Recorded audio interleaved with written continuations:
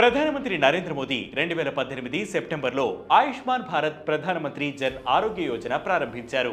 ప్రపంచంలోనే అతిపెద్ద health insurance పథకంగా నిలిచిన ఈ స్కీమ్ వల్ల ఎంతమంది లబ్ధి పొందుతున్నారు? దీనితో క్యాన్సర్ కు ఫ్రీ ట్రీట్మెంట్ చేస్తారా?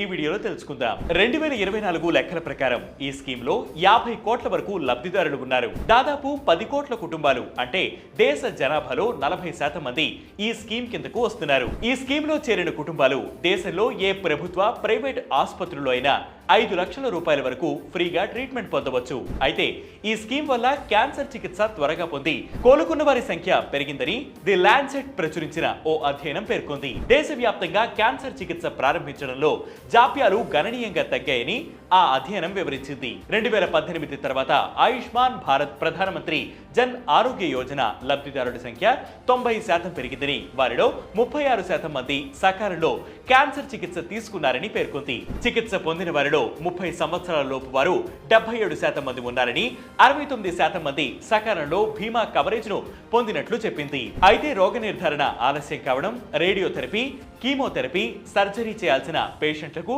ట్రీట్మెంట్ ఆలస్యం అవుతుండటంతో వారు బ్రతికుండే అవకాశాలు తగ్గుతున్నాయని అధ్యయనం ఆందోళన వ్యక్తం చేసింది. ఇందుకు కారణం దేశంలో రేడియోథెరపీ యంత్రాలు తక్కువగా ఉండడమే. ప్రస్తుతం మన దగ్గర 779 రేడియోథెరపీ యంత్రాలు మాత్రమే ఉన్నాయి. వీటి సంఖ్యను పెంచితే రోగులకు సకాలంలో ట్రీట్మెంట్ అందే అవకాశాలు పెరుగుతాయి. అలాగే PMJY స్కీమ్ కింద రోగ నిర్ధారణ చేయరు.